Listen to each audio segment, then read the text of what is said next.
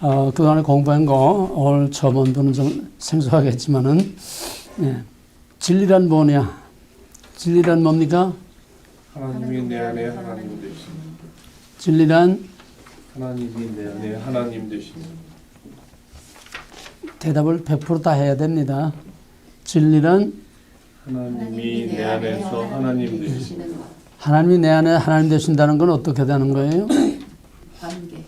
관계. 또 그 말이 이해가 돼야지. 하나님이 내 안에서 하나님 되시는 건 어떻게 되는 게 하나님이 내게 하나님 되시는 거예요. 이게 아니면 우리는 전부 빈 껍데기 종교적인 부닥거리만 하고 있는 거예요. 하나님이 가르쳐 주신 삶과 삶의 자세와 그 가르침대로 하나님이 내 안에서 하나님 노릇하는 거예요. 하나님 대우받고 내가 하나님의 명령대로 하나님의 영향을 받고 사는 거야. 하나님 나의 삶을 주장하고 주관하는 거예요. 하나님이 나에게 주인 노릇을 하고 있는 거에 하나님 내게 진리되는 거예요. 그게 아닌 거는 객관화된 진리, 그냥 저 성경책에 있는 진리, 보편적으로 누구에게나 통하는 신학적인 진리, 이론적인 진리, 그거는 생명이 없어요. 하나님이 우리 가운데서 하나님과의 관계가 이루어지고 우리 가운데서 하나님이 하나님 노릇하고 하나님 대우를 받고 우리가 하나님을 나의 왕, 나의 하나님으로 모셔서 하나님이 원하는 대로 하나님이 기뻐하시는 대로 살고 행하고 순종하고 말씀대로 사는 거예요. 그게 진리가 내게 진리가 되는 거예요. 진리란 어떤 거예요? 진리란 변하지 않는 것. 진리란 변하지 않는 거, 무엇에도 영향을 받지 않는 거. 진리란 사실, 누가 만들어 놓은 가공적이 아니라 팩트, 사실, 진실, 그게 진리요. 영원히 변하지 않고 무엇에도 영향을 받지 않고 그런 진리는 세상에 없습니다. 왜? 이 세상은 다 변해요. 산천, 초목, 자연도 변하고 세월도 변하고 다 변해. 오직 변하지 않는 거는 천지가 없어져도 변하지 않는 거는 뭐가 안 변해요? 하나님과 하나님의 말씀만이 변하지 않아. 그래서 하나님과 하나님의 말씀이 진리라는 겁니다. 근데 지금은 다 변했어. 여러분은 몰라서 그렇죠. 지금은 진짜 오리지널한 순수한 하나님, 순수한 말씀이 없어. 다 변질, 변형, 부패, 타락. 그래서 두란노가 필요한 겁니다. 순수한 오리지널을 다시 회복하고 찾자는 거예요. 잃어버린 하나님을 찾자는 거예요. 잃어버린 진리를 찾자는 거예요. 잃어버린 진실, 진짜를 찾자는 거예요. 쉽게 말하면 진리란 진짜야. 진짜 아닌 건 다 가짜야. 섞인 거는 가짜야. 지금 다 뒤섞여가지고 진짜를 찾아볼 수가 없어. 어디 가서도 진짜를 찾아볼 수가 없어. 진짜 하나님 만날 수가 없어. 전부 다 사람이 만들어 놓고 분장시켜 놓고 화장시켜 놓고 그 뭘 갖다가 그냥 무슨 뭐 배우처럼 그냥 갖다 위장하고 이런 하나님들만 득실거리지.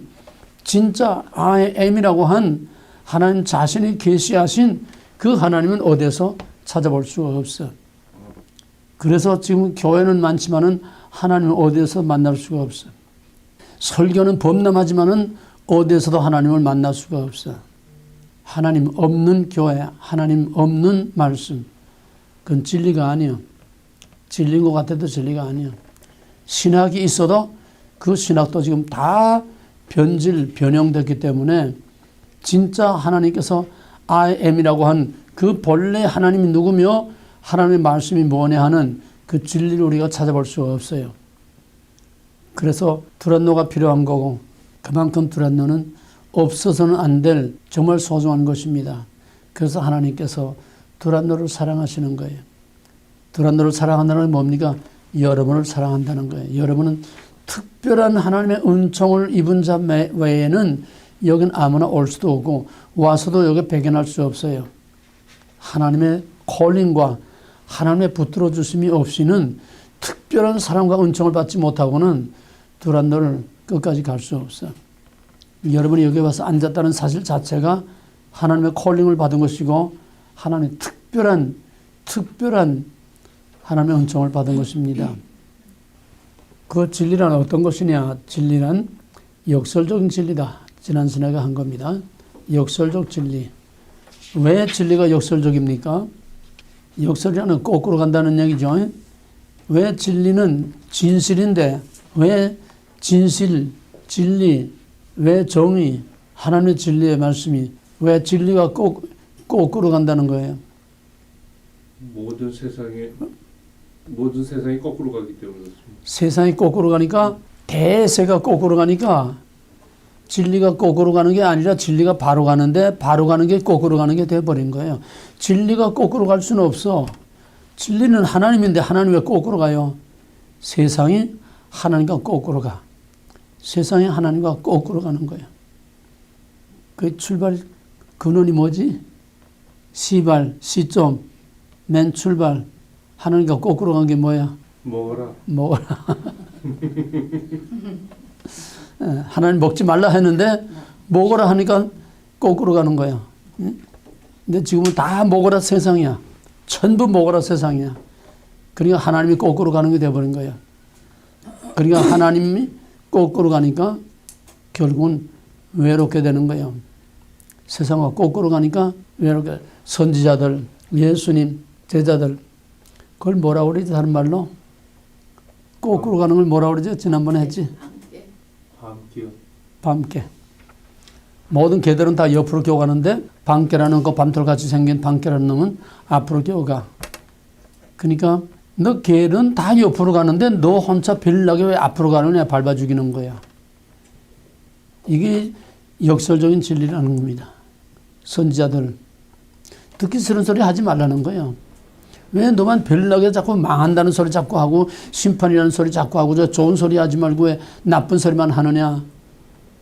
이 성경은 처음부터 성경은 역설적인 진리야.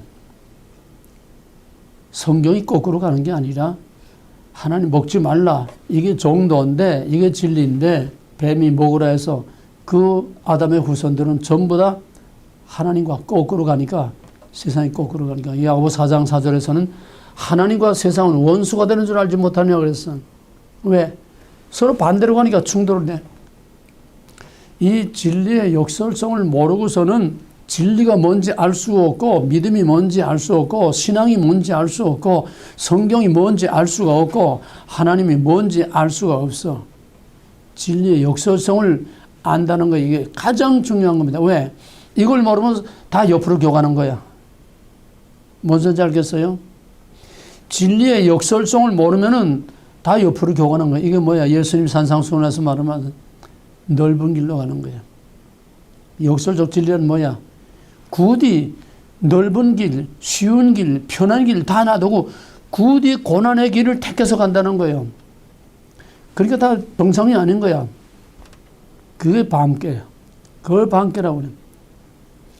편한 길, 좋은 길, 성공의 길, 남들 다 가는 그런 넓은 쉬운 길을 가지 않고 이지, 프리 다 놔두고 굳이 힘든 길을 외롭게 골라가는 거. 그 세상 사람들 볼 때는 전부 다 도란 거야. 미친 거야. 바울이 그렇잖아. 바울이 넓은 길로 잘 나가다가 거꾸로 돌아서 가니까 야, 내가 공부 너무 많이 하더니 미쳤구나. 거꾸로 가니까 미쳤다는 거예요. 진리의 역설성을 모르기 때문에 오늘의 교회가 전부 다 세상과 같이 흘러가. 세상을 닮아가고 세상은 남 한 대로 다 따라가고 그냥 유행 따라 바람 따라 그냥 물결 따라 다 흘러가는 것이 오늘의 교회와 신앙이야. 거기에 유별나게 튀어나게 거꾸로 가는 것 맞아주고 그게 예수야. 그게 그 예수 따라가는 제자들이었고 그게 순교자들이었어요. 그리고 세상 사람들 볼 때는 그게 바로 미친놈이야. 미친놈이야. 이상하게 보이고 별나게 놀고 좀 더 쉽고 편하게 살지 못하고 굳이 힘들게 이 진리의 역설성처럼 중요한 건 없습니다. 바로 오늘 이 시대의 모든 교회와 온 세계가 다 이렇게 혼란스러워지는 것은 교회 안에서나 교회 밖의 세상에서나 정치에서나 사회에서나 어떤 비즈니스 회사에서나 어디서나 가장 중요한 것은 바로 진실을 추구하느냐 아니면은 대세를 따라서 다 같이 흘러가느냐. 대세를 따라 흘러가면 쉬워 편해. 그러나 그거는 넓은 길로 가는 것은 망하는 길이고, 망하는 것 같으나 성공하는 것은 굳이 힘든 길을 택해 가는, 그래서 믿는다는 것은 올바로 바로 믿는다고 하는 것은 그만큼 어려운 길을 가는 거야. 편하게 믿으려는 건 그건 벌써 다 탕류역이 나다 흘러가고 마는 겁니다. 이 진리와 또 객관적 진리, 주관화된 진리, 객관화된 진리, 진리가 두 개는 아니에요. 내게 적용되지 못한 거는 객관화된 진리, 그거는 선반위의 진리, 그거는 그 자체로서는 완전한 진리지만은 그거는 이미 죽은 진리야. 움직이지 않는, 행동하지 않는, 그냥 책 속에만 있는, 이론과 교리에만 있는 그 진리는 누구에게나 통하지만은 그거는 사실상 죽어 있는 진리다.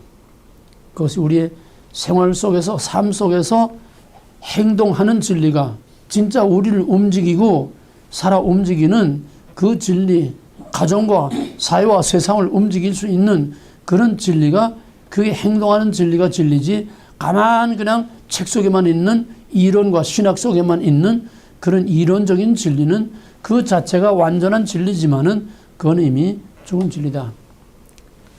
주관화되는 진리가 내게 진리가 되는 거다. 객관화, 주관화, 어려운 말이지만은 그걸 잘 이해하시기 바랍니다. 진리가 두 개가 아니에요. 진리는 하나이지만은 그게 한마디로 말하면은 베드로의 신앙 고백은 객관적인 신앙 고백입니다. 신학적인 신앙 고백, 교리적인 신앙 고백. 저는 그리스도에서 살아계신 하나님의 아들입니다. 객관적인 신앙 고백이요. 그 자체는 완벽한 신앙 고백의 기본 틀입니다. 기본 뼈대 뿌리예요.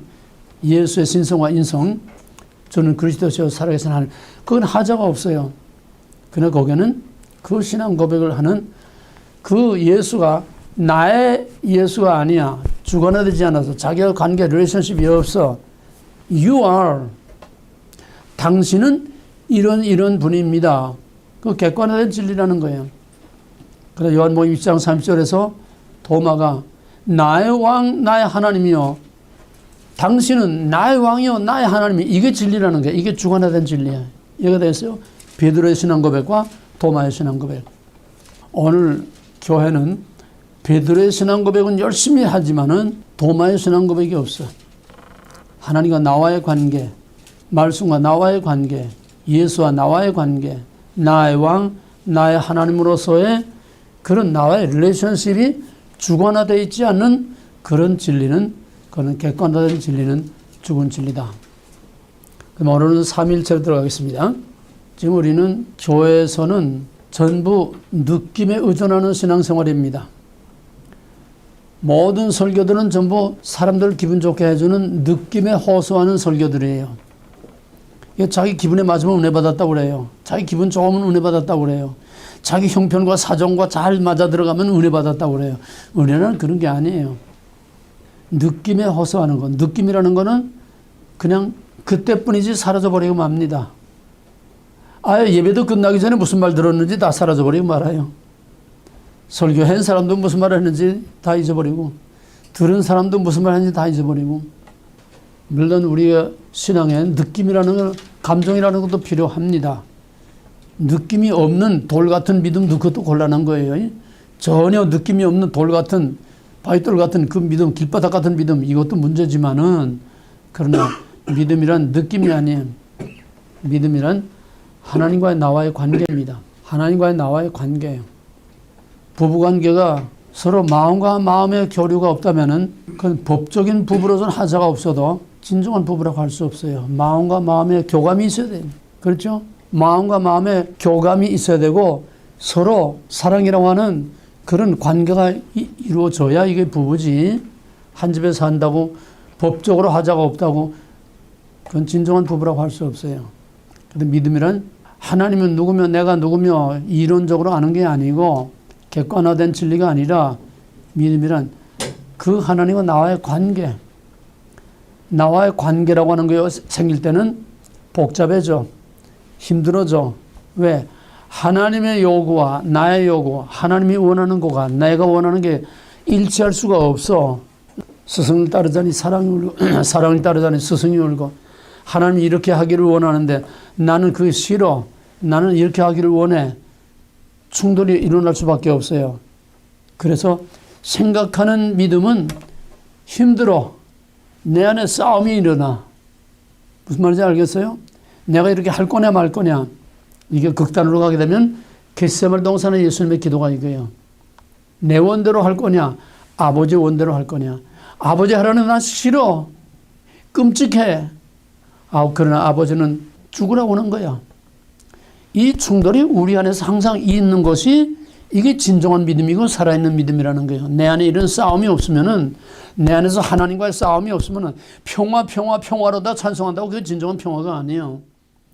내 안에서 하나님과 싸우다가 내가 하나님 앞에 손 들고 항복할 때에 하나님의 평화가 나를 새롭게 하는 겁니다.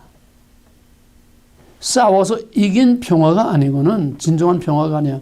그 누가 이긴 게 진정한 평화냐? 내가 이긴 평화는 진정한 평화 아니야. 이게 깨져. 내가 항복하고 하나님이 이김으로써 나에게 주시는 하나님의 평화가 이게 진정한 평화예요. 이게 역설적인 진리야. 역설적인 진리. 내 마음대로 됐기 때문에 내 마음이 편하는 게 아니라 내가 하나님 앞에 항복하고 굴복해서 하기 싫지만은 하나님의 원하는 뜻대로 할 때에 하나님께서 사람의 세상이 줄 수 없는 평화를 하나님께서 주실 때에 그 평화가 진정한 평화예요. 그러므로 진정한 평화는 쓰디쓴 평화지 그렇게 사탕처럼 달콤한 평화가 아니라는 게 오늘날 교회가 사탕발림의 마약 같은 평화만 외치고 있고 마약 같은 그런 사랑과 행복만 외치고 있지 쓰디쓴 행복, 쓰디쓴 기쁨 정말 그 고난 속에 자기 포기 속에서 얻는 그런 평화와 그런 기쁨과 그런 사랑을 우리가 맛볼 수가 없다고 하는 게 이게 참 불행한. 그러니까 전부 교회에서 마약에 전부 다 취하는 거예요. 사탕발림에 다 취하는 거예요. 그러면 생각하는 믿음이라는 건 그만큼 복잡하고 어려운 겁니다. 그럼 삼위일체는 뭐냐? 첫째로 우리 신앙에서 무엇보다 제일 중요한 거는 신앙의 대상이 뭐냐? 신앙의 대상. 우리가 무엇을 믿느냐? 이것부터 확실하게 설정이 되지 않으면은 그 신앙은 바른 신앙이 될 수가 없습니다. 신앙의 대상이 뭐냐?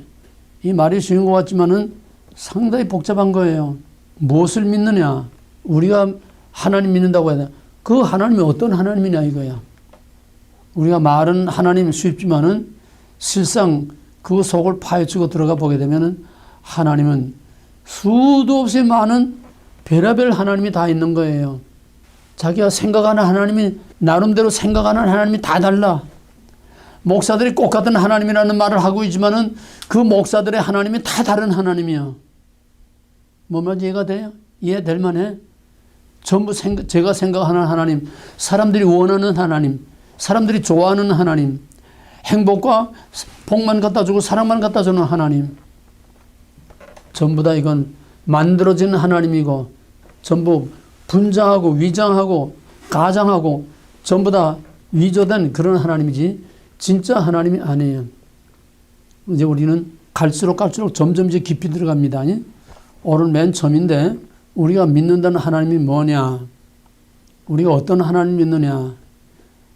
우리가 믿는 하나님이 어떤 하나님이냐? 이것이 우리가 지금 날마다 교회에서 하는 신앙 고백입니다. 사도신경 신앙 고백.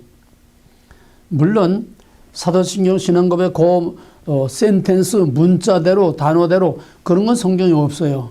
그러니까 침례교는 문자주의이기 때문에 세대주의, 침례교는 문자주의니까 성경에 사도신경이라는 거의 오리지널대로 없기 때문에 침례교에서는 사도신경을 안 합니다. 그건 문자주의가 돼서 그래요. 근데 성경에 문자적으로 없는 걸 우리는 왜 하느냐?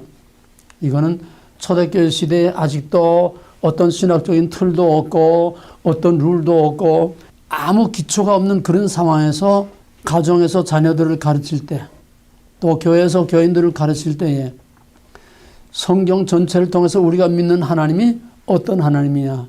우리가 도대체 누굴 믿는 거냐? 우리가 어떤 하나님을 믿는 거냐? 그거를 바로 가르치기 위해서 맨 처음에 가정에서부터 경건한 그런 가정에서부터 자녀들을 가르치기 위해서 전 성경에 나타난 하나님은 어떤 하나님이냐 그거를 간추려 가지고서 하다가 이게 사도신경이라는 것이 처음에는 수도 없이 많았습니다. 자생적으로 생겨난 거기 때문에 가정에서 또는 교회에서 자생적으로 생겨나는데 그러다가 이게 점점 이게 확대되어 나가면서 그 다음에는 전 세계 교회 지도자들이 모여서 이거를 정리하기 시작했어요. 우리가 믿는 하나님은 어떤 하나님이냐.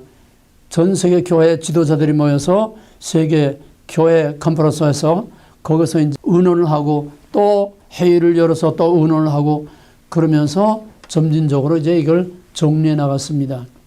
근데 초대교회 300년 동안에 제일 어려운 이단은 두 가지. 하나는 영지주의 이단하고 하나는 삼일체 이단이었습니다. 그건 앞으로 이제 배울 거니까 영지주의라는 헬라 사상입니다. 그건 이제 앞으로 배울 거고, 그 다음에 제일 교회를 위협했던 거는 바로 삼일체 이단이 너무 세력이 컸던 거예요. 거의 우리가 믿는 진짜 이다라고 말씀하신 성경의 삼일체 하나님이라는 것은 완전히 다 무너질 정도로 막강한 파워를 가지고 삼일체 이단들이 아시아의 모든 교회들을 거의 다 지배하고 있었어요. 이런 위기 상황 속에서 교회가 모여서 의논을 하는데 그 의논도 순조롭지 않죠. 그 세력이 워낙 크니까 그냥 막강한 파워로 그냥 싸우고 또 싸우고 그러면서 또 회의를 하다가 성령의 인도하심을 따라서 점차 이걸 정리돼 가지고 오늘 우리가 고백하는 사도신경의 모체가 되는 아타나시오스 신조를 최종적으로 우리의 신앙 고백의 기본 틀로 이렇게 만들어 가지고 그거를 말을 조금 이제 정리한 것이 오늘 우리가 고백하는 사도신경 신앙 고백입니다. 그건 뭐냐? 우리가 뭘 믿느냐? 삼일체 하나님을 믿는다는 거예요. 삼일체 신앙 고백, 우리 사도신경 신앙 고백은 성부, 성자, 성령에 대한 삼일체에 대한 신앙 고백입니다. 우리가 믿는 하나님 누구냐? 천지를 창조하신 하나님. 두 번째는 그 애아들, 고난을 받으신 애아들, 그 아들 예수 그리스도. 세 번째는 성령. 근데 그 신앙 고백을 보게 되면은 하나님은 심플 센텐스로 그냥 한 센텐스예요. 전능하사 천질만하신 하나님 앞에 내가 믿사며 한 센텐스입니다. 그 다음에 우리 주 예수 그리스도를 믿사며 그는 성령을 잉태하사 동정을 많이 나시고 변내 비례되 고난을 받으시고 십자가에 죽으시고 다시 오시고 예수 성자 예수에 대해서는 한 맨 문장이 아니라 패러그룹으로 아주 기나긴 문장으로 되어 있어요.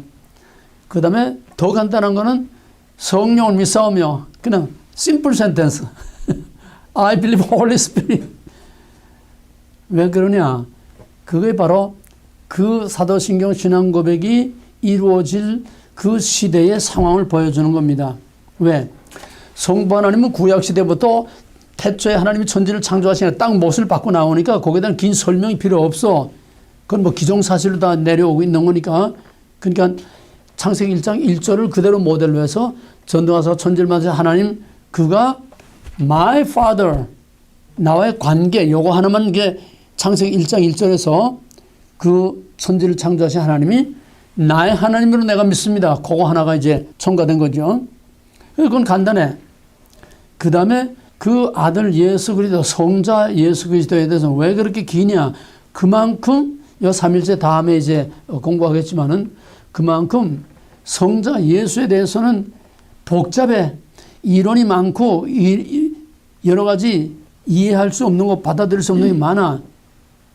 첫째로 성령으로 잉태됐다는 거, 남자 없이 여자 혼자 애를 낳았다는 거 이해할 수 없어.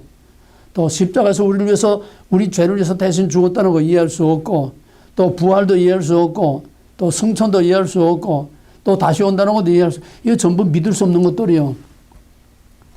그중에 제일 중요한 핵심은 베드로가 신앙 고백한 것처럼 주는 그리스도시요 살아계신 하나님의 아들입니다. 그건 뭐냐면 그리스도는 우리의 구세주라는 거예요. 우리를 구원한 그리스도라는 말은 헬라어에서 기름 부음 받았다는 거예요. 제사장, 선지자, 왕에게 기름 부은 것처럼 기름 부음 받은 우리의 메시아라는 거예요. 이건 인간이 기름 부음을 받지 하나님이 기름 부음 받지 않지 않아요? 예, 인간이니까 기름 부음 받았다는 예수의 인성을 말하는 게 사람으로서의 예수라는 거예요.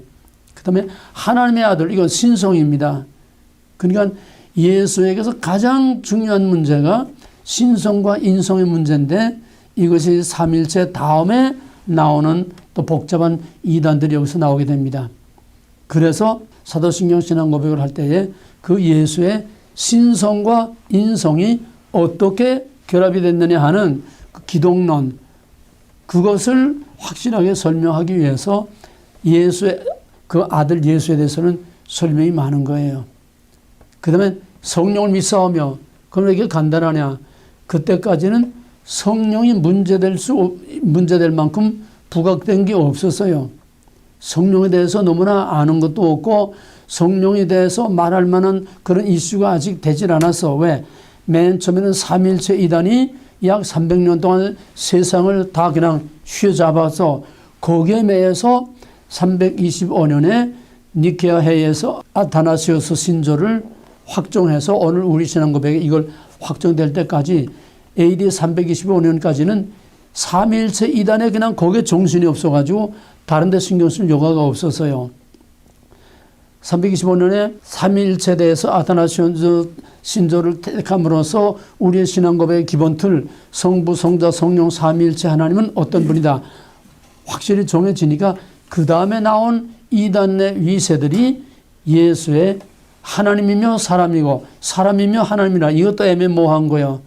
그래서 기독론 이단이 그 다음에 또 기승을 부렸기 때문에 그 451년에 칼케도네에서 최종적으로 확정될 때까지는 약 200년 동안 기독론 이단, 예수가 누구냐, 거기에 대해서 이제 이단들이 이렇게 많이 난무해서, 그래서 삼위일체와 예수가 누구냐, 예수의 기독론 문제까지 확정해서 우리의 믿는 하나님이 어떤 하나님이냐, 그거 확정하는 데만 약 500년 거진 걸렸습니다. 그만큼 우리의 믿음의 대상이 누구냐 하는 게 그만큼 중요한 거예요. 그건 오늘까지도 계속돼요. 오늘까지도 우리가 누굴 믿느냐. 지금 사도신경 신앙 고백을 하지만은 껍데기로만 하는 거지 실제 우리의 신앙에서 사도신경 신앙 고백에 성부, 성자, 성령 삼일체 하나님이 살아있지 못해요. 더더구나 조금 더 진보적인 교회들은 아야 이것도 하지 않을 뿐만 아니라 삼일체 자체를 인정하지 않으니까.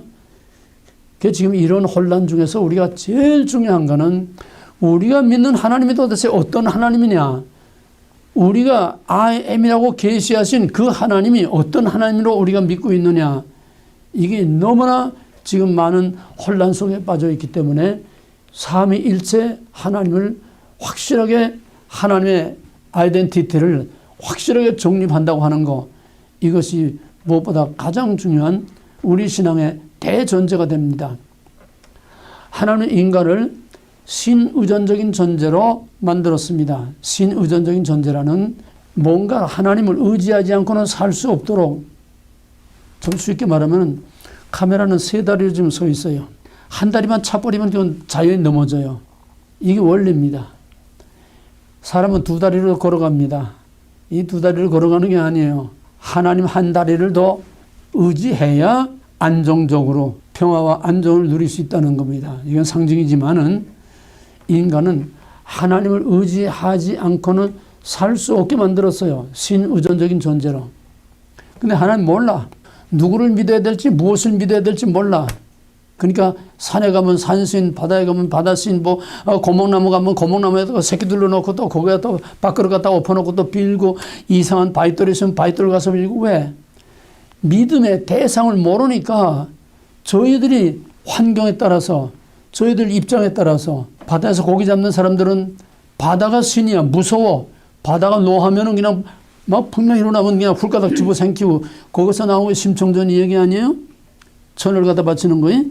그러니까 저희들의 환경에 따라서 믿음의 대상을 다 만드는 거야.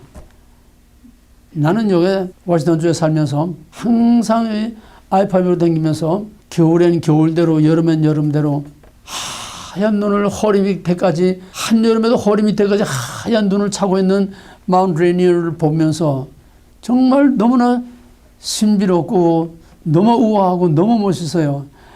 지금은 멋있다고 보지만은 보나마나 옛날 여기 인디안들은 저걸 신으로 섬긴 게 분명한 거예요. 왜? 저 산에 의해서 비가 오기도 하고 날이 맑기도 하고 왜?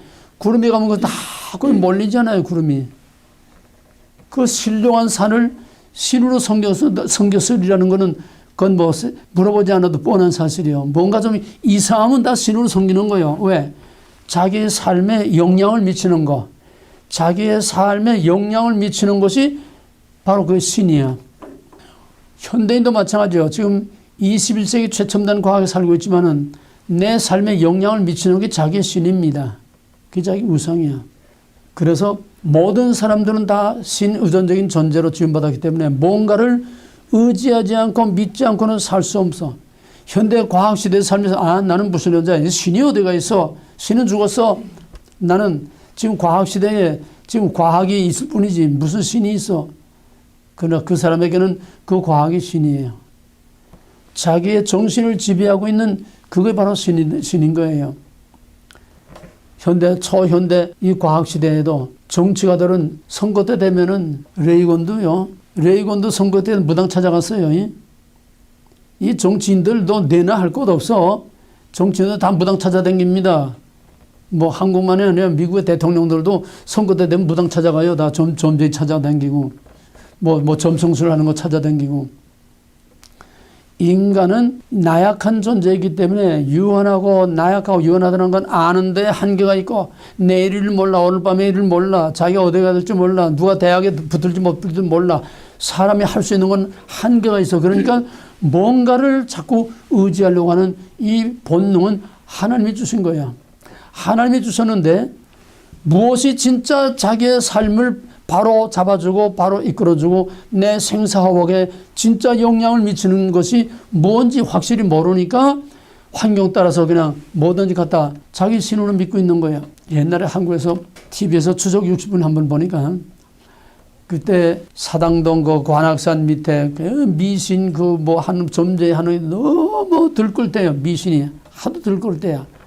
그때 그것들을 이제 쭉 이제 그 관악산 밑에 그 미신 그런 것들 이제 쭉 하면서 이제 추적 60분 댕기는 거 보니까 거기에 어떤 무당이 있는가 하면은 이 마드로스 파이프를 있지, 이 구부러진 거이 마드로스 파이프를 하나 갖다 놓고 메가도 신이래. 메가도의 마드로스 그 메가도 것도 아니야. 그 메가도의 마드로스 파이프 하나 갖다 놓고 마드로스 파이프 신을 섬기는 무당이 다 있더라고.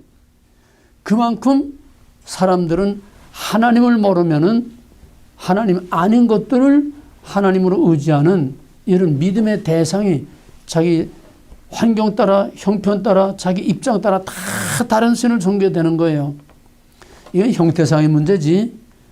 영적으로 정신적으로 오게 되면은 오늘 교회 안에도 마드로스 파이프 믿는 교회들이 얼마나 많아.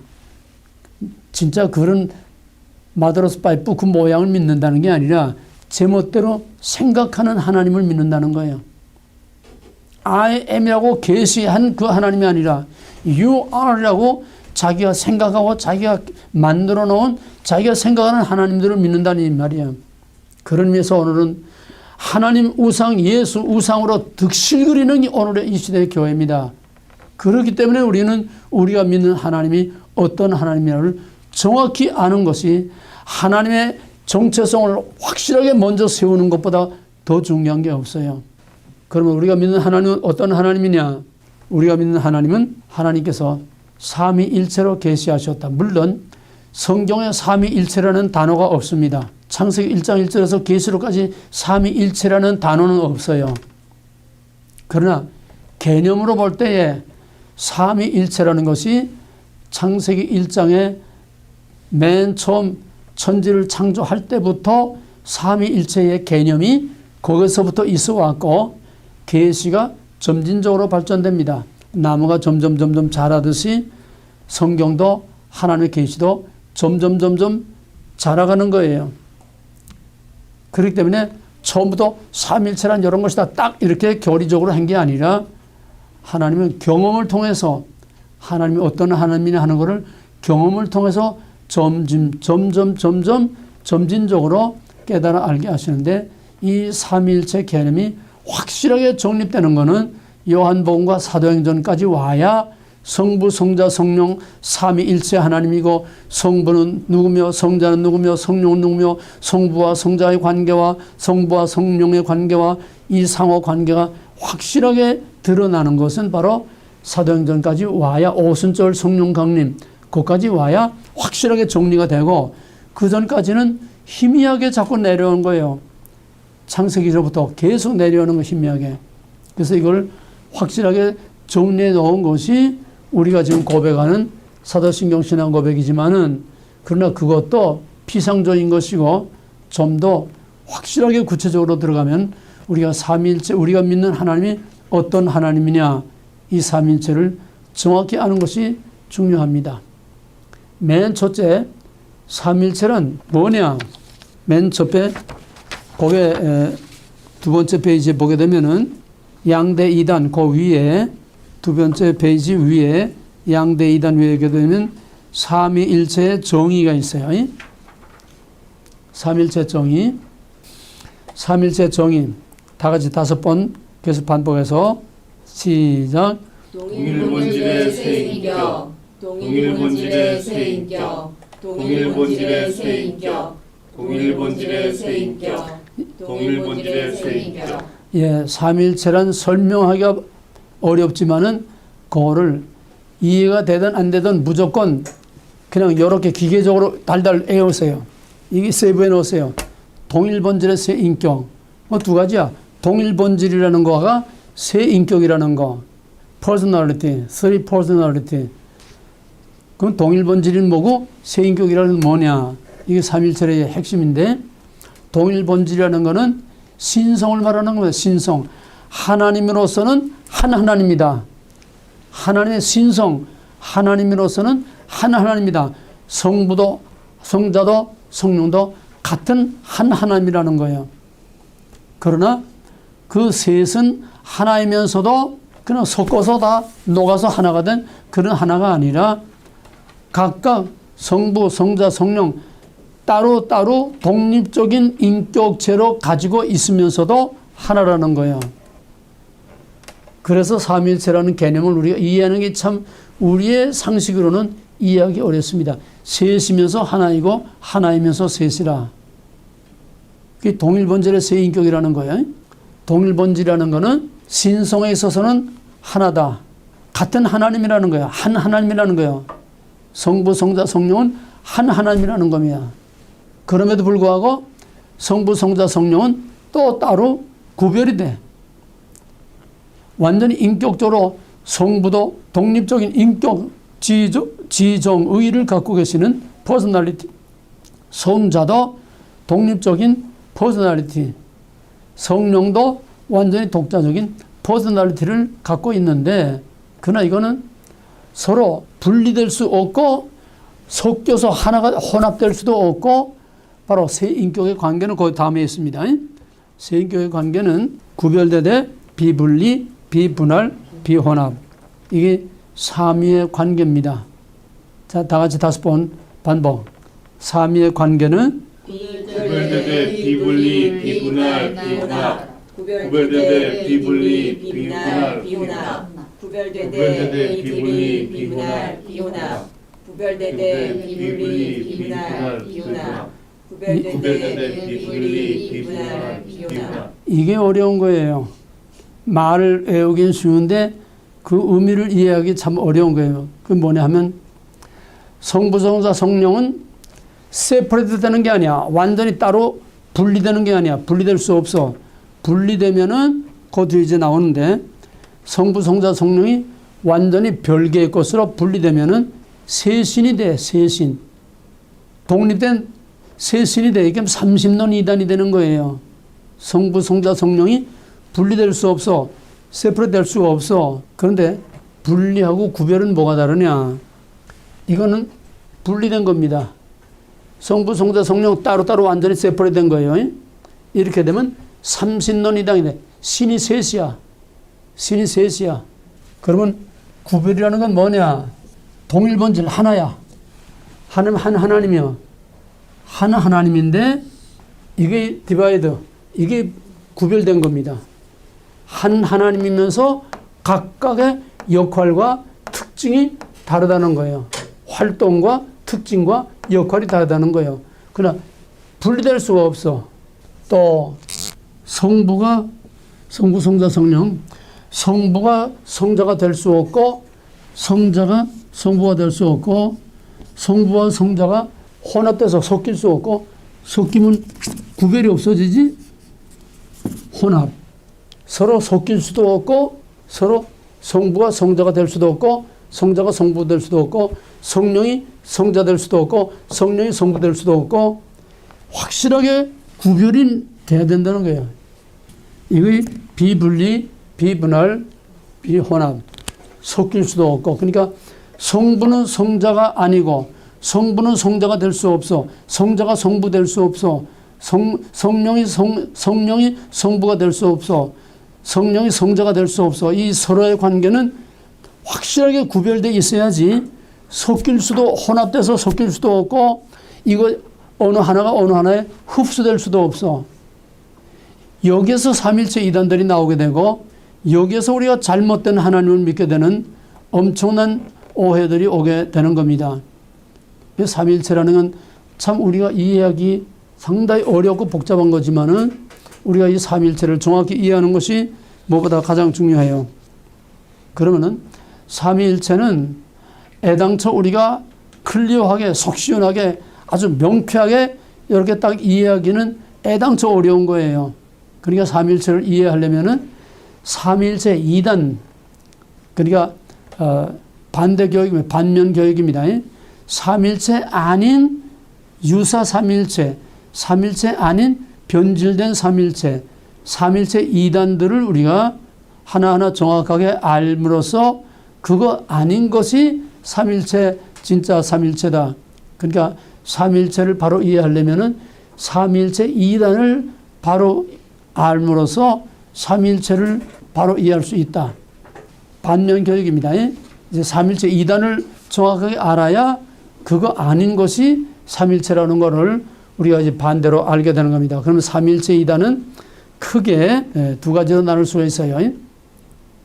이게 아까 말했지만 삼위일체 2단이 초대교회 약 300년 동안 완전히 기독교를 완전히 파괴할 정도까지 삼위일체 2단 삼위일체들이 그냥 온 세상 교회를 다 위협을 했었습니다. 그때 정말 하나님께서 성령의 주도하에서 오늘 우리가 믿는 이 삼위일체 교리가 이제 300년 만에 이제 확정이 됐지만은 그러면 가장 많은 삼위일체 2단이 뭐냐? 맨 첫째는 양태론이라는 겁니다. 양태론. 양태론이라는 거는 삼위가 없어요. 양태론이라는 거는 단일신론입니다. 단일신론. 한신이라는 거예요. 한신. 유일신. 단일신. 단일신인데 양태라는 거는 뭐냐면 한자인데 모양을 바꾼다는 거예요. 모양. 이름과 모양만 바꾼다는 거예요. 한신이 때와 장소와 역할과 활동에 따라서 같은 한신이 이런 신으로도 나타나고 저런 신으로도 즉 같은 한신인 어떤 때는 성부로 어떤 때는 성자로 어떤 때는 성령으로 삼위가 아니에요. 완전히 퍼스널리티가 아니야. 이건 한신인데 이렇게도 나타나고 쉽게 말하면은 나는 한 사람이에요. 꼭 같은 사람 하나야. 이창훈 하나뿐이야. 응? 이게 단일신입니다. 단일신. 이창훈 하나야. 근데 지금은 내가 여기서 강의를 하고 있으니까 이창구는 지금 뭡니까? 교수예요. 교수. 또 내가 교회에서 설교하면은 같은 이창구인데 거기서는 목사님이라고 그래. 또 우리 집에 가면 뭐라고 그래? 집에 가면 여보라고 그래. 그러니까 이게 단일신론 양태론 이단입니다. 한 신인데 이 경우에 따라서 활동에 따라서 역할에 따라서 한 신이 같은 한 하나님이 어떤 때는 성부가 되고 어떤 때는 성령이 되고 어떤 때는 성자가 되고 그때그때 이름과 모양이 다르게 나타나는 건데 신은 한 신이야. 그럼 또 다른 예를 들어서 물의 분자 구조가 뭐죠? 물. H2O요. H2O지 그 본질이야. 본질. 그 단일신이라고 봐. 그 하나님이라고 봐. 그 H2O인데 H2O에다가 열을 가하면은 뭐로 바뀝니까? H2O에 물에다가 열을 가하면 뭐로 바뀌어? 모양이 뭐로 바뀌냐고? 기체. 기체로 바뀌지? 기체. 기체도 H2O예요. 액체도 H2O야. 또 거기서 열을 빼게 되면 뭐가 돼? 얼음. 고체가 되지. 얼음. 고체가 돼. 고체나 기체나 액체나 다 H2O 하나야, 하나. 그러니까 모양만 바뀌는 거야. 이게 전형적인 양태론입니다. 이해가 돼요? 하나님이야. 하나님 하나야. 하나님 하나인데 성부, 성자, 성령이 따로따로 퍼스널리티로 따로 구별되는 있는 게 아니라 하나가 어떤 때는 이렇게 성부가 되고 어떤 때는 성령이 되고 어떤 때는 성자가 되고 어떤 때는 기체가 되고 어떤 때는 고체가 되고 액체가 되는 것 같다는 얘기야. 이게 양태론이에요. 양태론은 게 모양을 바꾼다는 거야. 모양. 이름이 바뀐다는 거야. 그 하나님 하나야. 그러니까 단일신론이야. 단일신론. 우리도 유일하신 하나님 믿습니다. 그러나 우리는 삼위일체로서의 한 하나님, 삼위일체로서의 한 하나님을 믿는 거지 하나가 모양만 바꾸는 칠면조처럼 모양만 바꾸는 그런 하나님이 아니라는 이 양태론을 잘 알아야 됩니다. 양태론 이단이 제일 많아요. 양태론 이단이 제일 흔하고 제일 우리가 오해하기 쉬워요. 교회에서 목사님들이나 또 전도사들이 이 삼위일체를 만약에 이제 가르친다고 하면은 양태론을 삼위일체로 가르치는 사람들이 너무 많아요. 그만큼 양태론은 오해 소지가 참 많은 겁니다. 예를 들자면은 사과는 하나라고 하는 그 사과, 그건 하나님입니다. 동일본질. 거기에 사과는 씨가 있는 속이 있고 살이 있고 빨간 껍질이 있죠. 확실히 구별돼요. 껍질이 살이 될 수 없고 살이 껍질이 될 수 없어. 살이 씨가 될 수 없고 씨가 살이 될 수 없어. 씨와 살과 껍질은 확실히 구별됩니다. 구별되지만은 그거를 하나로 사과라고 우리는 말하는 거야. 이게 동일 본질의 세 인격. 한 하나님, 신성에 있어서는 하나님으로서는 하나지만은 그 역할과 특징과 그 인격, 그건 완전히 구별된다는 거예요. 구별과 분할과 혼합, 이걸 잘 구별하시기 바랍니다. 말이 어려워요, 말이. 그러면 이런 양태론 이단이 어떤 게 있느냐? 첫째는 아까 여기서 말한 것처럼 이게 완전히 따로따로 세퍼레이트 되게 되면은 성부도 신, 성자도 신, 성령도 신, 따로따로 분리된 신이면은 세 신이 돼, 세 신. 삼신론 이단이 되는 겁니다.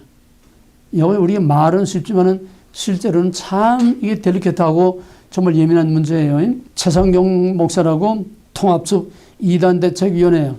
이단들 잡아내는 그런 아주 전문가인데 원숭이가 나무에서 떨어진다고 30년 이단에 빠져가지고 통합적 자기 교단의 이단대책위원장이 바로 그 교단에서 이단으로 찍혔어. 이 30년에 빠지는 거예요. 갔다 가다가는 성령, 성부, 성자, 성령이 따로따로 놀게 되면은 30년이 되는 겁니다. 분리될 수가 없어요. 활동과 역할과 기능과 특징은 다르지만은 언제나 같은 한 하나님으로 일하는 거지 따로따로 분리될 수 없어요. 이게 30년 이단이 맨 처음에 나오는 거고 그 다음에는 양태론, 전형적인 양태론. 이미 설명한 것처럼 한 신이 때와 장소와 역할에 따라서 이름과 모양이 달리 나타나는 거다. 한 신이. 그러니까 양태론이라는 걸 우리가 심어둘 거는 단일신론이다. 삼위 퍼스널리티가 따로 없고 단일신론이다. 한 신이라는 게 한 신이 그때그때 모양만 바꿔가는 것이 양태론이라는 겁니다. 거기 보게 되면은 2번 양태론에 A, B가 있어요.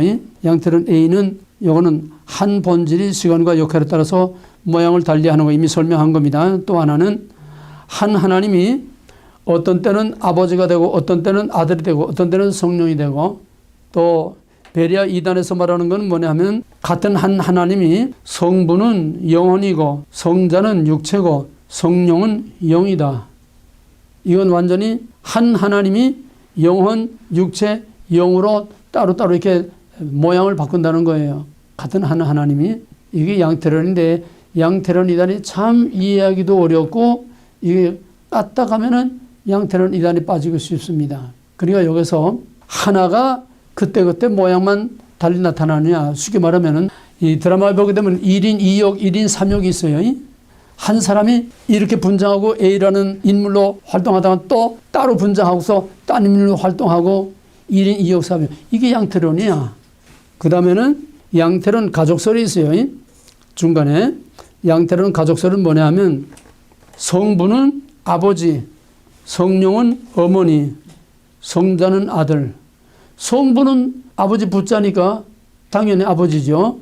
예수님도 요한복음에서 아버지요 하나님, 성부 하나님 아버지라고 그랬잖아. 아들과 아버지 그랬잖아. 예수님과 성부 하나님은 아버지와 아들 관계죠. 근데 성령은 뭐냐? 성령은 어머니라는 거예요. 가만 생각해요. 성부는 아버지, 성자는 아들. 맞아요. 성령은 어머니. 그럼 성령하고 성부하고는 무슨 관계지? 뭐죠 거기? 성부는 아버지, 성자는 아들, 성령은 어머니. 그러면 성령하고 성부하고는 무슨 관계가 되냐고. 부부 관계지? 자, 그러면 이제 우리는 그럼 누구냐? 우리는 예수를 믿음으로 예수님을 신랑으로 우리는 신부라고 그러죠? 그리고 우리가 예수 믿어서 예수님을 신랑으로 우리가 맞이하게 되면은 우리는 성부 하나님의 뭐가 돼? 며느리가 되는 거지? 아니, 그렇지. 며느리가 되는 거지? 이게 양태론 가족설이야. 이해가 되겠어요? 그러니까 성부, 성자, 성령의 관계를 아버지, 어머니, 아들의 관계로 가족 관계를 만든다는 거야. 우리가 그 가족의 일원으로 이제 시집가서 그 집에 시집가서 그 집 며느리가 되고 예수의 신부가 된다는 거예요. 이 양태론 가족설입니다. 이거는 양태론 중에서도 너무나 좀 황당한 거기 때문에 그렇게 많이 저기 하고 있지 않지만은 제일 많고 흔하고 빠지기 쉬운 것이 바로 전형적인 양태론. 한 신이 상황에 따라서 그 역할에 따라서 이름이 성부가 되고 성령도 되고 성자가 된다고 한다는 거. 하나가 둔갑을 하는 게 쉽게 말하면은 단일신론이야. 단일신론. 한 신이 이렇게 저렇게 성부, 성자, 성령으로 그때그때 상황 따라서 배우가 변장하듯이 바뀐다는 거예요. 이게 전형적인 양태론입니다. 그러면 변태성 양태론. 변태성 양태론은 뭐냐 하면은 그리스도의 뼈와 살이 그 모습을 바꾸어서 성령으로 나타났다는 거야. 그리스도의 뼈와 살이 모양을 바꾸어서 성령으로 나타났다. 또 성부 하나님이 아들로, 또 아들이 성령으로 변태. 이거는 초대교회 시대 3세기 때에 많았던 건데 지금은 뭐 별로 그렇게 위세를 떨치지 않고 있어요. 제일 지금까지도 위세를 떨치고 있는 것은 전형적인 양태론, 단일신론으로 그때그때 역할 따라서 성부가 성령도 되고 성자가 성부도 되고 그때그때 따라서 역할 따라서 모양을 달리하는 거. 그 양태론이 제일 오늘도 위세를 떨치고 또 오늘도 거기에 빠지기가 쉬운 가장 델겠다는 것이 바로 이 양태론입니다. 그 다음에 이제 마지막으로 성부 권한설. 이것도 양태론입니다. 성부 권한설이 뭐냐 하면은 이것도 이제 초대교회 시대에 많이 유행하던 건데 예수가 하나님이면은 예수는 이고로 성부다. 예수가 하나님이면은 예수는 성부다. 그러므로 예수가 죽은 것은 하나님이 죽은 것이다. 성부 권한설이에요. 이해가 됩니까? 무슨 말인지? 예수는 하나님이다. 맞아요. 근데 예수가 죽은 건 하나님이 죽은 거다. 이건 뭐냐? 성부와 성자를 구별을 못하는 겁니다. 그러니까 이 삼위의 관계가 구별이라는 게 참 중요한 거야. 구별되되 분할될 수 없고 분리될 수 없고 혼합될 수 없고 흡수될 수 없고 완전히 독립된 인격으로서 구별되어 있지만은 그 신성에 있어서는 같은 한 하나입니다. 근데 솔직히 말해서 말은 이렇게 저렇게 하는데 우리가 이해하는 거는 사실 어려운 거예요. 그러면은 마지막 양자론까지 하고 나서 그럼 양자론이 삼일체 이단은 양태론과 양자론 두 개가 가장 대표적으로 제일 많은 건데 양자론이라는 게 뭐냐? 양자론이라는 거는 첫째 알로고이 이건 사브나타의 파울로스가 주장했던 것인데 이건 뭐냐면은 예수 그리스도의 요한복음 1장 1용어처럼 태초에 말씀이 계시니라. 예수 그리스도가 창조 이전부터 계셨다고 하는 선제설 또 예수 그리스도의 신성 또 성령도 부인하고 예수 그리스도의 인성만 인정하는 겁니다. 이건 어디서 나오냐면 이제 앞으로 배우겠지만은 예수의 인성만 인정하고 예수의 신성을 인정하지 않는다. 이게 영지주의가 아니라 에비어니즘에서 나오는 거예요. 인성만 인정하고 신성을 인정하지 않는, 쉽게 말하면 예수는 우리와 똑같은 사람이라는 거예요. 맨 처음 창조된 예수는 우리와 똑같은 사람이라는 거예요. 피조물. 그러나 삼일체에서 말하는 거나 또 요한복음에서 말하는 거는 예수는 창세 이전부터 이미 계셨고 또 그로 말미암아 만물이 그로 말미암아 지음받지 않은 것이 없다. 예수는 창세 이전부터 계시는 삼일체 하나님으로 말하고 있는데 여기서는 예수의 신성을 인정하지 않는 거예요. 창세 이전부터 있는 것이 아니라 우리와 똑같은 피조된 인간이라는 거예요. 피조물. 그런데 여기서 말하는 거는 마태복음 3장 16절에서 예수님이 세례를 받고 물에서 올라올 때에 하늘이 열리고 성령이 비둘기같이 임하면서 이는 내 사랑하는 아들이라. 이게 뭐냐면 양자 입적식이라는 거예요. 뭔지 알겠어요? 물에서 세례를 받고 올라올 때에 하늘이 열리고 성령이 그에게 임하는 것이 바로 신성이 임한 거예요. 그전까지는 우리와 똑같은 인간인데 성령이 임함으로 신성을 그때 받아서 이는 내 사랑하는 아들이라 양자로 승격이 됐다는 거예요. 예수는 우리와 같은 피조된 인간인데 신성을 받음으로써 세례받을 때에 신성을 받음으로써 하나님의 아들로 양자로 승격이 됐다는 거예요. 신이 된 거예요. 하나님이 된 거예요. 자, 그러면은 그 전부터 계시는 하나님하고 인간을 신성을 주어서 인간을 신격으로 승격시켜서 아들로 입적시킨 이 신하고 본래부터 계시는 하나님하고 신의 교기가 같아 틀려. 응? 같아 틀려. 틀리지.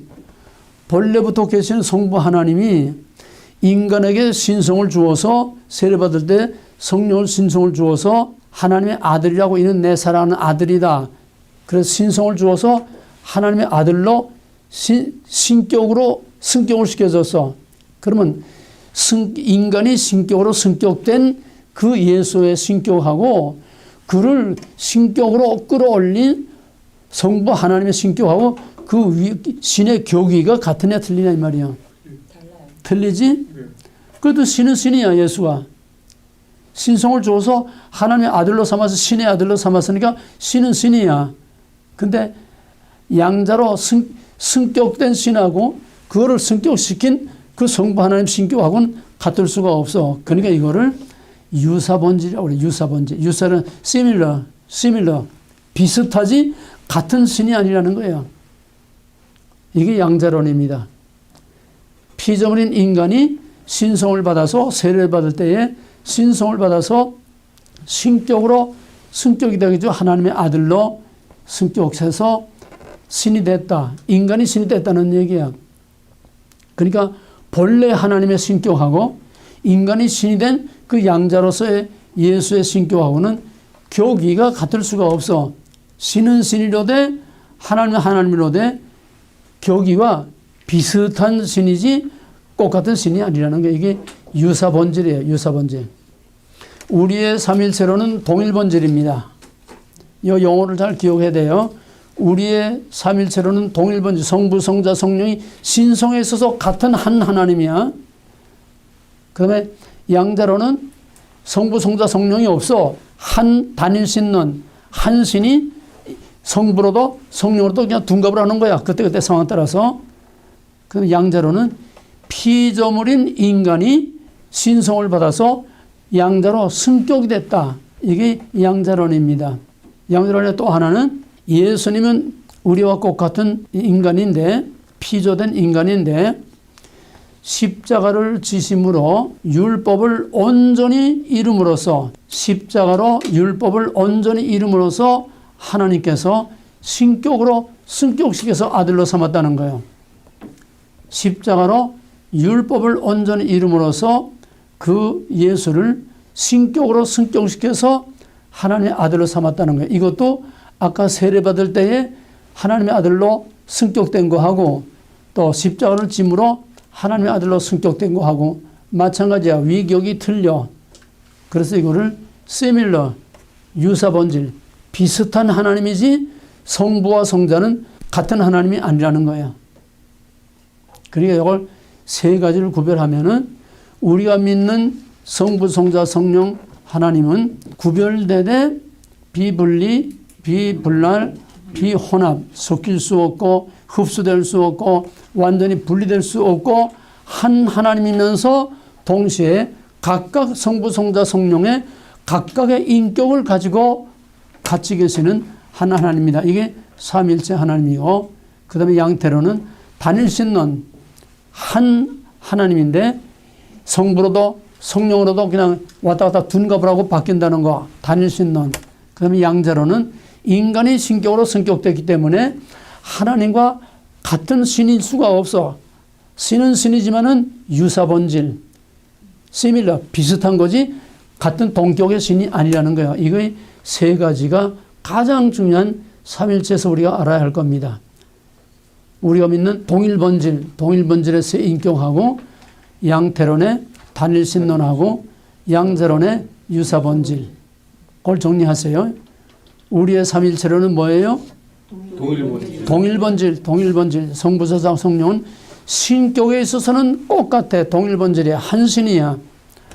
여기서 말할 건 아니지만은 신명기 6장 4절을 보게 되면 쉐마 이스라엘이라 들으라. 여호와는 하나의 신 하나님이라. 여호와는 하나의 신 하나님이라. 그래서 유일신이라는 게 유일신이지만은 여기서 중요한 게 뭐냐 하면은 이제 결론 부분입니다. 왜 이 삼일체가 중요하냐 이거야.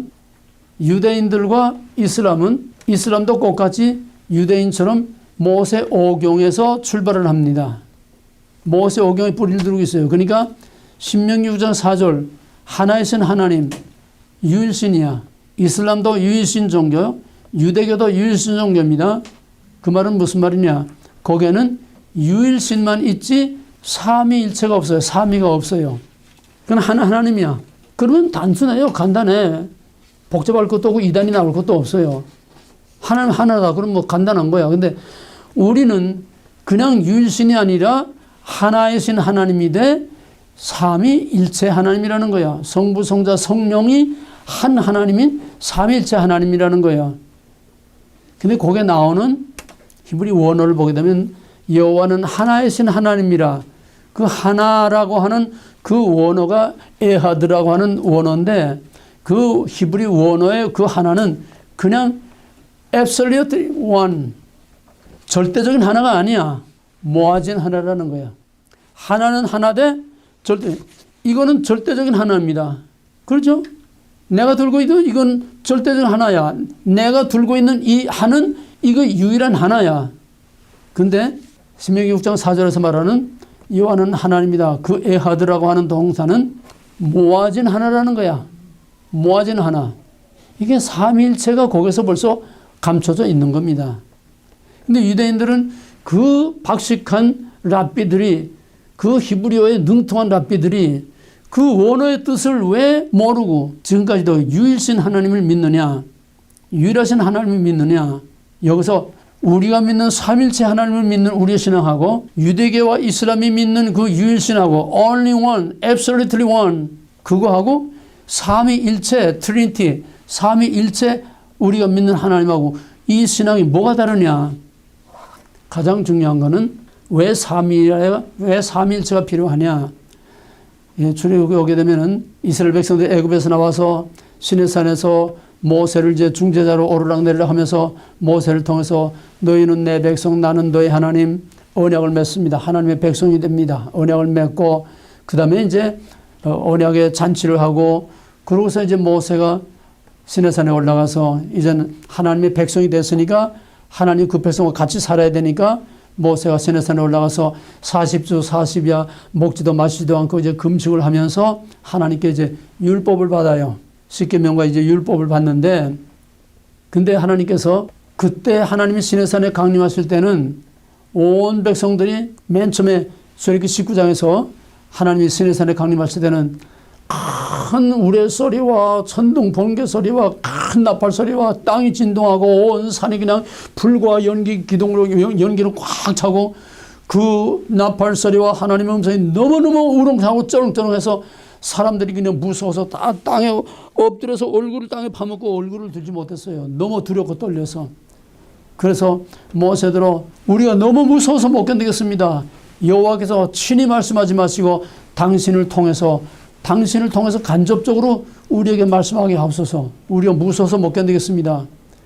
그 정도로 시내산에 강림하신 하나님은 두렵고 떨리고 어미하고 누구든지 접근하면 짐승이나 사람이나 그 산 밑에 접근하면 그냥 당장 죽어버리는 적군을 불허하는 거룩하신 하나님, 어미하시고 두렵고 떨리는 하나님이야. 이게 초월하신 하나님. 다음 시간에 이제 초월신 내재신 이제 하겠는데 바로 이 삼위일체 때문에 초월신과 내재신의 문제가 나오게 되고 내재신이 있어야 우리가 구원을 받을 수 있는 겁니다.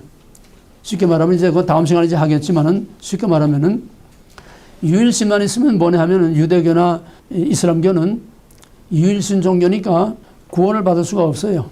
왜? 뭐와 같은 거 하면 망망대해에 지금 사람이 빠져서 허적거리는데 비행기에서 또는 그 배에서 야 이렇게 헤엄쳐와 이렇게 헤엄치는 거야. 혼자서 살아나올 수 없어요. 그럼 어떻게 해야 그 사람을 살릴 수 있죠? 구조대가 헬리콥터를 타고 가야 돼. 헬리콥터를 타고 가서 구조대가 줄을 타고 내려가서 그를 끌어안고 올라와야 구조되지. 이렇게 해라 저렇게 해라 해가지고는 절대로 그 사람을 살릴 수가 없어. 이게 구약종교, 유대교, 이슬람교야. 그건 뭐야? 행위신앙이야. 내 행위로 구원받으라는 거야. 이렇게 해라 저렇게 해라 율법 종교야. 행위로 구원받을 수 없어. 하나님이 내려와서 우리를 건져줘야 구원받을 수 있는데 초월하신 하나님은 내려올 수가 없어. 인간과 접촉할 수가 없어. 그러면 너무나 어미하고 거룩하신 하나님이기 때문에 죄인이 가까이 하면 죽어. 그러니까 죽지 않고 와서 우리를 건져줄 수 있는 성삼위 하나님으로 구별이 돼야 그가 와도 우리가 죽지 않고 우리를 구원할 수 있기 때문에 성부와 성자라고는 내재신이 필요하다는 거예요. 내재. 우리 가운데 내려와도 우리가 죽지 않고 우리와 같이 살 수 있는 그런 성부, 성자, 성령 삼위일체에 구별되는 그런 하나님이라야 내려와서 우리를 구원할 수 있지 초월하신 두렵고 떨리는 그런 유일신 하나만 가지고는 우리를 구원할 수 없다고 하는 거예요. 여기서 절대적으로 삼위일체가 필요한 겁니다. 그래서 구원은 오직 삼위일체를 믿는 삼위일체 하나님을 믿는 기독교에만이 구원이 있지 같은 모세 오경에 뿌리를 두고 있어도 이슬람이나 유대교나 그 밖에 인간의 행위로 가지고 선을 행함으로 구원받는다고 하는 것은 절대로 있을 수 없어. 인간이 아무리 10번 죽었다 살아도 그 망망대해의 죄와 사망의 권세에 빠진 거기서 스스로 헤어나와서 구원받을 수는 없어요. 하나님이 내려와서 구원해 줘야만 우리가 구원받을 수 있다고 하는 여기에서 절대적으로 성부, 성자, 성령 삼위일체라고 하는 바로 우리가 믿는 삼위일체 하나님이라야 우리가 구원을 받을 수 있다는 이게 왜 삼위일체를 우리에게 주셨냐는 결론입니다. 근데 문제는 이 삼위일체를 말하기는 편하지만 진짜로 클리어하게 속 시원하게 확실히 이해하기가 너무나 어렵다는 거예요. 그래서 종교개혁 시대도 이 삼위일체 이단 때문에 참 너무나 어려움을 당하고 논쟁이 많았습니다. 그래서 위대한 바울 이후 최대의 위대한 신학자 존 칼빈이 삼위일체란 이런 것이다 쫙 그냥 기나긴 논문으로 쫙 설명하다가 맨 마지막에 맺는 말이 뭐냐 하면 논문을 일단 끝내놓고 그 다음에 맨 마지막에 삼위일체는 하나님의 신비에 속한 것이기 때문에 우리가 삼위일체를 다 알 수 없다. 왜 이렇게 어려운 삼위일체를 줬느냐? 첫째는 삼위일체 안에는 구원받을 수 없다. 두 번째는 하나님이 다른 신들로부터 구별이 돼야 된다. 구별. 어떤 신도 하나면서 셋이고 셋이면서 하나인 신은 우리가 믿는 이 삼위일체 하나님 외에는 없어요. 고목나무 스민은 고목나무 스민, 산신이면 산신, 바다면 바다신, 뭐 빨뿌리신 빨뿌리신 하나지 한 신이며 셋이고 셋이며 한 신, 이런 삼일체 신은 동서고금에 예외가 없어. 그러니까 하나님은 다른 신들로부터 구별하기 위해서 나 외에 다른 신을 내게 있게 하지 말라. 구별이라는 거룩입니다. 하나님의 거룩하심 때문에 다른 신들로부터 구별하기 위해서 삼일체로 계시하셨다고 하는 것. 두 번째는 삼위일체가 아니면은 우리 가운데 내려오시는 내재하실 그런 신이 없으면은 우리가 구원받을 수 없다는 거. 초월하신 단일신 가지고는 구원받을 수 없다는 거. 그다음에 세 번째는 인간이 삼일체 하나님을 우리 머릿속에 다 집어넣을 수 있을 정도로 그렇게 확실하게 우리가 다 알 수 있으면은, 인간의 머리로 하나님을 다 알 수 있으면은, 하나님 우리 머리에 다 집어넣을 수 있으면 누가 커? 인간. 하나님 우리 머릿속에 다 들어가 있으면 누가 커? 인간. 우리가 하나님보다 더 크지? 그러니까 인간의 머리로서는 하나님을 다 알 수 없다는 거를, 그거를 우리에게 알려주기 위해서. 왜? 하나님은 우리 머릿속에 들어갈 만큼 그렇게 심플하고 그렇게 작은 하나님이 아니셔. 하나님은 온 우주를 창조하시는 하나님. 이 우주가 얼마나 큰지 지금도 몰라. 옛날에는 아날로그 망원경 가지고 이제 물리적으로 육안을 가지고 하니까 기껏 해서 은하수밖에 보지 못했지만은 지금은 전자망원경으로 이 우주를 몇십 년, 몇십 광년 걸려가지고 뭐 가고 오고 하는 그런 빛의 속도로 다 보는 이런 전자망원경을 가지고 보기 때문에 지금은 갈수록 우주가 무한히 점점 끝이 없다는 거예요. 태양계를 포함하는 은하수, 분한 은하수, 그런 은하수 같은 것들이 수천억 개가 있다는 거야. 무한이라는 거야. 그런 큰 우주를 하나님 만드신 그 하나님인데, 우주보다 큰 하나님인데, 그런 우주보다 큰 하나님을 우리 머릿속에 하나님이 여기다 딱 집어넣으면은 인간이 하나님을 좌지우지할 거 아니야. 그래서 성경에는 삼일체론뿐만 아니라 동정여인태라든지 승천, 부활, 뭐 우리가 이해할 수 없는 그 밖에도 우리가 2000년이 걸렸어도 아직도 성경을 완전히 이해할 수 없는 그런 함정 같은, 난해하고 해석하고 이해할 수 없는 그런 함정들이, 그런 지뢰 같은 것들이 성경의 사방에 깔려 있어. 하나님이 이다라고 계시해 주셨어도 우리의 머리로 그거를 다 이해할 수 없는 부분들이 아직도 얼마든지 많다는 거예요. 왜? 인간으로 하여금 교만하지 않게 하기 위해서. 하나님을 내 속에 다 집어넣지 않기 위해서. 근데 이걸 다 깨뜨려버리고 아나모이로 you are, I am이 아니라 you are, 계시된 하나님이 아니라 하나님은 이런 하나님이다, 저런 하나님이다. 인간이 생각하는 대로, 인간이 만들어내는 대로 만들어낸 그런 하나님들이 요즘 현대신학의 하나님입니다. 현대신학의 하나님이 없어요. 인간이 생각하는 하나님, 인간이 만들어낸 하나님. 그래서 우리가 믿는 신앙생활에서 제일 중요한 것은 삼위일체로서의 하나님의 정체성을 확실하게 세워놓고 그 하나님을 믿어야지. I am이라고 계시하신 그 삼일체 하나님, 진짜 삼일체 하나님을 믿어야지. 그걸 놓쳐버리게 되면은 전부 사람이 변형시키고 사람이 만들어 놓은 그런 하나님을 믿기 때문에, 그런 하나님을 믿으면 우리의 구원이 없다는 거예요. 가장 결정적으로 중요한 것은 믿음의 대상, 어떤 하나님을 믿느냐. 해석된 하나님, 사람이 만들어 놓은 하나님, 사람이 분장시켜 놓은 하나님, 그게 아니라 오리지널 I am이라고 계시하신 그 하나님 그대로 우리가 믿는 것이 바로 가장 확실한 믿음이고 구원의 확실한 보장이 되는 것이다.